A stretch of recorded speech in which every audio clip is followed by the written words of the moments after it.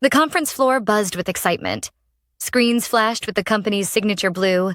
The stage lights were already warming up, and technicians rushed around with clipboards and headsets. Tomorrow was launch day. My launch day. The day the software I had built from scratch would finally go live. 5 years of fixing bugs at 2 a.m., 5 years of covering for incompetent team leads, 5 years of designing features that the executives took credit for. But none of that mattered now. What mattered was that my name would finally be on the spotlight. Or so I thought. I stood near the edge of the main hall, clutching my laptop, the same one filled with the code that had become my life's work. The air felt electric, vibrating with anticipation. My manager, Oliver, had texted me to stop by his office before the final prep meeting. "We need to talk. Quick." I didn't think much of it. Oliver was dramatic about everything. Coffee orders, Slack messages, even calendar invites. Still, something in the pit of my stomach tightened as I walked through the hallway. Dark, quiet, too empty for this time of day.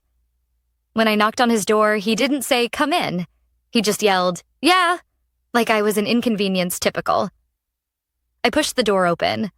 Oliver was seated behind his desk, leaning back like some king on a throne. Across from him sat a girl, barely 20, bright-eyed, smiling too wide I recognized her. The new intern. Name, Mia? No, Maya. She'd been here for maybe 6 weeks. Oliver clasped his hands together dramatically. "Laura," he said, drawing out every syllable. "We've been reviewing things, and we've decided to go in a new direction." I frowned. "A new direction? For what?" "The launch," he said casually, as though he wasn't detonating a bomb in my life. "We're replacing you with Maya as the product lead." My pulse spiked. I stared at him, waiting for the punchline. "You're joking." He smiled, that thin corporate smile that always meant something awful. "We're looking for more energy, fresh ideas. You're incredibly competent, Laura, but we need someone with vibrance, presence, someone who fits the vibe." I blinked. The vibe? Maya twirled a pen between her fingers, trying and failing to hide her smirk. Oliver continued. "Tomorrow, Maya will be presenting the product, leading the rollout, handling press questions. You'll support her transition by handing over your laptop, documentation, everything she might need." My laptop. My code. The room suddenly felt smaller, tighter, suffocating. I took a long, slow breath. "Oliver," I said calmly. "I've been building this software for 3 years. I wrote every line. I know every module, every integration point, every patch. Maya has barely—" He cut me off with a dismissive wave. "Laura, your emotional tone is a lot right now. Try to be a team player." Emotional tone, team player, all the corporate gaslighting greatest hits in one sentence. I looked at Maya. She avoided my eyes. Guilt flickering, but not enough to stop her. Not enough to turn down a promotion built on my work. I forced my breathing to slow. If I reacted now, loudly, emotionally, I would lose. Completely. So instead, I smiled. A small, polite, terrifying smile. "Of course," I said softly. "If that's what the team needs, I respect the decision." Oliver's eyebrows shot up. He hadn't expected that. People like him never expect quiet women to have sharp edges. I opened my laptop, typed a few things, closed it, and placed it gently on his desk. "Good luck tomorrow," I said, handing it to Maya like a gift. "Truly." Oliver beamed, relieved. Maya mumbled a thank you. What they didn't know, what they never bothered to ask, was that the code they had been bragging about for weeks was still operating under my private license. The company had access, but they didn't own it. They thought they did, of course, because Oliver never reads the fine print and legal never bothered to ask for a formal transfer of IP rights. I had waited for them to treat me like a human being. They didn't. So now they would learn what happens when you mistake quiet for weak. As I stepped out of the office, the air in my lungs felt lighter, cleaner. I walked past the conference hall again, watching the screens flicker with promotional teasers. The entire company was counting down the hours to launch day would be fun. Very, very fun. Because tomorrow the world, and Oliver, would discover just how costly it is to underestimate the wrong woman. The morning of launch day felt strangely calm. Too calm, like the stillness right before a storm breaks. I woke up early, brewed coffee, and sat on my balcony watching the sunrise stretch across the skyline. The city looked peaceful. My mind didn't. Today was the day they'd stand on that stage, smile for the cameras, and pretend the product was theirs. Today was the day Oliver would introduce his brilliant young prodigy, and Maya would take credit for 3 years of work she could barely navigate without Google. But today was also the day everything would catch up with them. Still, I felt no rush, no panic, no guilt. Just clarity. At 8:15 a.m., my phone buzzed. A message from Rachel, my closest colleague, the only one who had ever actually seen how much work I did. Rachel, are you coming to the launch? Me, no why? Rachel, you won't believe the chaos here. I'll call you in a minute. Chaos? Already? I set down my coffee just as Rachel called. Laura, she whispered, as if hiding in a supply closet. No one knows where anything is. Oliver somehow thought Maya could walk in and magically understand your entire system. She's been product lead for less than 24 hours and she's already crying in the restroom. I let out a breath I hadn't realized I was holding. Didn't they have my documentation? That's the problem, Rachel said. Your documentation is connected to your private repository. They didn't realize until this morning the system is asking for your credentials. I closed my eyes, exhaling slowly. Of course it was. It is freaking out, Rachel continued. They're telling Oliver someone needs to contact you immediately.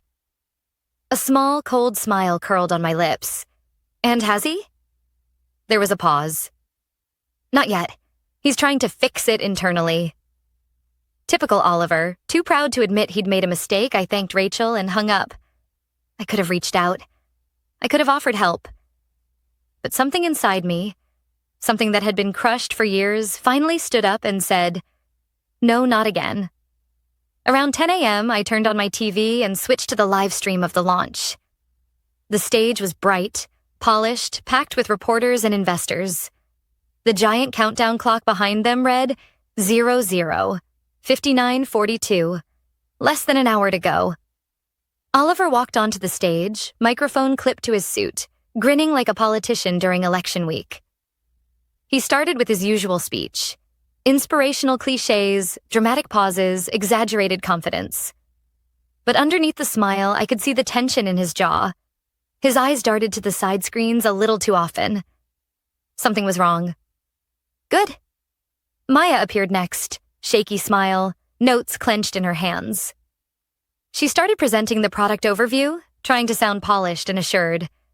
But her voice kept wavering, cracking in places she hoped no one would notice. 20 minutes in, Oliver gestured for the technical demo to begin. This was it. The main screen behind them flickered, loading the interface. A loading icon appeared, then a message. License invalid. Ownership verification required contact. L. Hartman, developer license holder. The room froze. The audience murmured. Cameras zoomed in. Oliver's face turned a shade of red I had never seen before. He rushed to the podium, covering the microphone with his hand, hissing something at Maya. She looked like she might faint. Reporters began whispering. Investors exchanged anxious looks. Someone in the front row started filming the error message with their phone. I watched calmly from my couch. On screen, Oliver attempted to improvise. Just a small technical hiccup, nothing to worry about. The screen flickered again. Access denied. Missing authorized credential system locked at 10:27 a.m. by primary developer. The audience erupted into chatter. Rachel texted me instantly. Oliver is sweating. It is running around like their shoes are on fire. This is wild. Another message followed. People are asking who the primary developer is. Oliver is trying not to say your name. He didn't want the world to know the truth. That the company was launching software they didn't legally own, that they had pushed out the one person who actually understood it. The live stream abruptly cut to a technical difficulties screen. My phone buzzed again. this time with a call from an unknown number I didn't answer. Seconds later, another call. Then another. At 10:41 a.m., a text appeared. Oliver, we need to talk, now. I stared at the message for a long moment, feeling the weight of 5 years settle into a single breath. Then I typed, I'm busy. Good luck with the launch. I hit send. And for the first time in years, I felt powerful. The afternoon unfolded in waves of ringing, buzzing, and vibrating chaos. My phone lit up with missed calls faster than I could swipe them away. Unknown numbers, company lines, even Oliver's personal cell. I didn't answer a single one. Instead, I sat at my kitchen table, eating leftover pasta and watching notifications pour in like I was observing someone else's disaster, not the one I had quietly engineered. At 12:03 p.m., Rachel called. She didn't even say hello. Laura, it's bad. I raised an eyebrow. Define bad. She took a shaky breath. It says they can't legally troubleshoot anything because the license isn't the company's legal is losing their minds. Investors are demanding an explanation. And Oliver? She hesitated. I've never seen him like this. A small part of me, a part I'd buried under years of being polite, accommodating, and quiet, felt a spark of satisfaction. What happened after the livestream cut? I asked. You want the short version or the dramatic version? Give me the truth. Rachel exhaled. They tried to hack into your account. I froze. They what? Oh, don't worry, she said quickly. Security flagged it immediately. The company could get sued just for attempting it. Legal shut it down before it got too far. I rubbed my forehead. They're unbelievable. That's not even the worst part, Rachel continued. One of the investors, the big one, Dawson Capital, demanded to know why the company doesn't own the product's IP. Someone in the back accidentally mentioned your name. You should have seen the looks on their faces. I blinked slowly. That wasn't an accident. She hesitated. No, I don't think it was. Silence stretched between us for a moment. Are you okay? Rachel finally asked. I nodded even though she couldn't see me. Yeah, for the first time in a long time? Yeah. She let out a breath of relief. Good, because they're going to come crawling, Laura. They're desperate. As soon as we hung up, another text appeared, from one of the senior engineers, Jonas. I had no idea they were doing this to you. If you need a reference or anything, I'm here. Then another, Emily. Just watch the recording. They're screwed without you. And another, dev team group chat. Guys, we messed up. We should have backed you. I stared at the messages, feeling something complicated move inside me. It wasn't vindication. It wasn't anger. It wasn't even pride. It was recognition. The realization that people had seen more than I thought they did. Around 1:20 p.m., my doorbell rang. Twice. 3 times. I walked to the peephole and sighed. Oliver. He stood there sweating through his designer shirt, tie pulled loose, hair messy. A man who'd been humbled by reality. I opened the door just enough to look at him, not enough to let him in. Laura, he said, breathless. We need to talk. No, I replied. You need to talk, I'm listening. He swallowed hard. You know the situation. The launch is dead. The investors want answers. The board wants a fix. We need you to... No. He blinked. No?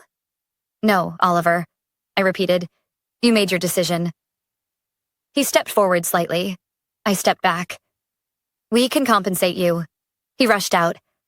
A bonus, equity, a lead role. You replaced me with someone who didn't understand the product, I said quietly. You told me she fit the vibe better. You humiliated me behind closed doors and expected me to hand over everything like a good little employee. That was a mistake, he said quickly. I admit that now. I panicked. You didn't panic, I corrected. You underestimated me. He looked like I'd slapped him. I took a slow breath. The only reason you're here is because you thought I'd be too scared to walk away. You assumed my loyalty was permanent. It wasn't. He ran a hand through his hair in frustration. Look, we can fix this. If you give us access to the license. There it is, I said softly. He froze. What? That's all you care about, not me. Not the work, not what you did. My voice stayed calm, steady. Just the code. For a long moment, neither of us spoke. Then I said, Goodbye, Oliver. I began to close the door. His hand shot out, stopping it. Laura, please. I met his eyes through the narrow gap. The eyes of a man who finally realized he wasn't in control. Move your hand, I said. He did. The door shut with a soft, final click. My heart pounded, not with fear, but with something much stronger. Freedom. I walked back to my living room, my phone buzzing again with new messages. Among them was one from a number I hadn't seen in years, Andrew Carter. I heard what happened at the launch today. Are you available to talk? I stared at the message. For the first time since this all began, the future didn't look uncertain. It looked promising. Very promising. I stared at Andrew Carter's message for a full minute before I even breathed. Andrew had once been the only executive in the company who actually understood what I did. Not just technically, but strategically. He'd championed my early prototypes. He'd pushed for budget increases. He'd defended me during meetings where Oliver tried to take credit for features he couldn't even explain. And then, 3 years ago, the board pushed Andrew out after clashing with the CEO one too many times. The company had never recovered from losing him. Not in innovation, not in leadership, not in morale. Now he was messaging me. My thumb hovered over the screen before I finally typed, I'm available. What's going on? Andrew, I'll call you in 10. I set the phone down, suddenly aware of how quiet my apartment was. The launch disaster still played on repeat in my mind. Oliver sweating, Maya panicking, investors demanding answers. But beneath that, something new was growing. Possibility. At exactly 10 minutes, my phone lit up. Laura? Andrew's voice hadn't changed. Calm, warm, sharp. The kind of voice that made people sit straighter. Hi, Andrew, I said, trying to keep my composure. I'm guessing your morning was eventful, he said. You could call it that. He let out a breath that sounded halfway between a laugh and disbelief. I saw the clip online. My phone hasn't stopped ringing investors, reporters, former colleagues. Everyone wants to know how the company managed to launch a product they don't own. I didn't respond. I didn't need to. Laura, he continued, I'm going to ask you something directly. Are you looking for your next step? I leaned back in my chair. I haven't really thought that far. Well, Andrew said, I have. It was quiet for a moment. I'm building a new firm, Carter Technologies, he explained. We're focusing on scalable software solutions for logistics and healthcare sectors. I need a head of engineering, someone who understands systems deeply, someone who's proven they can create something from nothing. My heartbeat quickened. And you want that to be me? I've wanted that to be you for years, he said. The only reason I didn't reach out sooner was because I knew you were loyal to your team, but after what happened today? He paused. I'm not going to pretend this wasn't the opportunity I was waiting for. I exhaled, letting the reality settle. What exactly are you offering? A director role, full authority over your department, a salary that reflects your actual worth. And, he added, equity. Equity. The word hit different. It meant ownership, power, a say in what I created. Can you come by the office tomorrow? Andrew asked. I want to show you what we're building. I didn't hesitate. Yes, I'll be there. After the call, I sat quietly for a while. The room felt lighter somehow, like the air itself had shifted. It wasn't just that someone wanted me. It was that someone saw me around 3 p.m. Rachel texted. Update. The board called an emergency meeting. Oliver looked like he was about to pass out. Me. Anything on the product? Rachel. They're considering scrapping the whole launch. Investors are furious. Honestly, it's a meltdown. I typed a quick reply, but before I could hit send, another text came in. Rachel. Also, people know you didn't sabotage anything. Word is spreading fast. Folks are saying the company pushed out the person who built the entire system. Kinda proud of you. A strange mixture of sadness and gratitude washed over me. I had spent so long feeling invisible there. I never expected anyone to defend me after I left. By early evening, I decided to take a walk. The air was crisp, the sidewalks busy, the city humming with life. I let my feet take me wherever they wanted. A quiet park near the water, I sat on a bench, watching waves hit the rocks. For the first time in years, I wasn't thinking about deadlines, bug reports, or Oliver's condescending tone. I wasn't dreading Monday mornings. I wasn't bracing myself to be overlooked again. I was thinking about tomorrow. A new company, a new role, a new beginning. And in that quiet moment, I realized something important. Something I wished I had understood years ago. Sometimes the universe doesn't push you out of a place because you're losing something. Sometimes it kicks you out because you're finally ready for something better. I looked out at the darkening horizon, my reflection wavering on the water's surface. Tomorrow, everything would change, and for once, the change would be on my terms. I arrived at Carter Technologies the next morning with a strange mix of confidence and disbelief. The building wasn't flashy or towering like my old company's headquarters. It was modest, 3 floors, glass entrance, modern interior. But something about it felt alive, purposeful, like a place where things were built, not stolen. Andrew met me in the lobby. He looked energized, almost younger than I remembered, Laura, he said warmly, shaking my hand. Welcome. He gave me a tour. Open workspaces filled with actual collaboration, whiteboards covered in real ideas, not corporate buzzwords, and a small but passionate team that greeted him like they genuinely liked him. We ended in a quiet conference room. This, he said, sliding a folder in front of me, is the official offer. I opened it. A director title, A competitive salary, actual leadership authority, and significant equity. Real equity, not the fake promises my old company dangled like a carrot. I met his eyes. Andrew, this is generous. It's what you're worth. He leaned forward slightly. I'm not hiring you for what you did at your previous company. I'm hiring you for what you can build here. Those words settled deep in my chest, grounding me in a way I didn't expect. Before I could respond, my phone buzzed with a call from Rachel. I excused myself and stepped into the hallway. Rachel? I answered. Oh my God, Laura, you need to hear this, she said, breathless. The board just finished their emergency meeting. And? They fired Oliver. I froze. Already? He tried to blame the whole thing on you, she said. Claimed you sabotaged the launch out of revenge. IT and legal shut that down immediately. They told the board the system error wasn't sabotage. It was negligence. On his part. Of course it was. Rachel continued. Investors pulled out. The board said they can't recover the product in time. They canceled the project entirely. I leaned against the wall, absorbing the words. She exhaled. Honestly, I think this is the best thing that could have happened to all of us. People are relieved he's gone. Toxic leadership only lasts so long. We talked a bit longer. She was considering leaving the company as well. Then hung up. For a moment, I stood there in the quiet hallway, my phone warm in my hand, the weight of everything hitting me at once. 5 years of being overlooked. 5 years of being dismissed, minimized, replaced.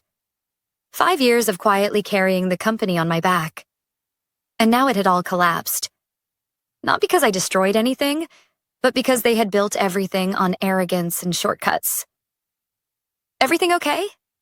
Andrew asked gently when I stepped back inside. I nodded slowly. Better than okay. He sat across from me again. Before you answer, I want you to know something. I'm not asking you to join because of what happened at your old company. I'm asking because I believe you're the kind of leader who builds, not breaks. His words were steady, grounded, real. Laura, he continued, I want you to say yes because this is where you want to be, not because you're running from something else.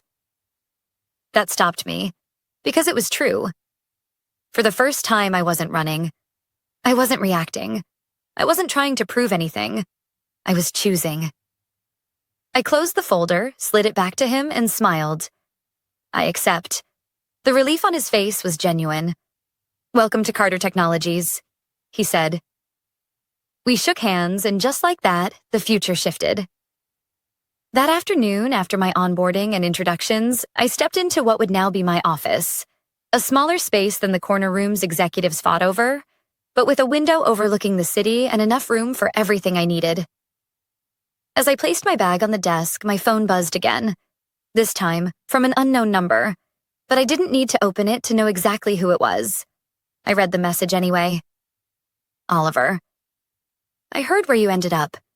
You could have fixed things here. You chose to burn bridges.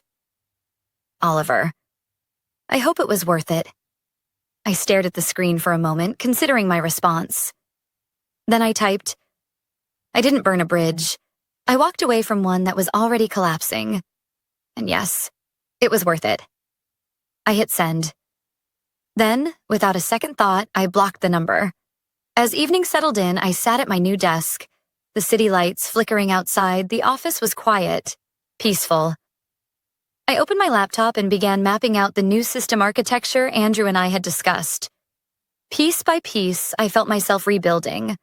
Not the product, not the code, but my sense of worth. And in that calm, steady silence, the most powerful truth finally settled. Being underestimated isn't an insult. It's a warning. Not about you, but about them. Tomorrow, everything would begin again. On my terms. In my space. In a place where I wasn't replaceable. I was essential. And this time, I wasn't handing over anything I built. I was building a future they would never be part of.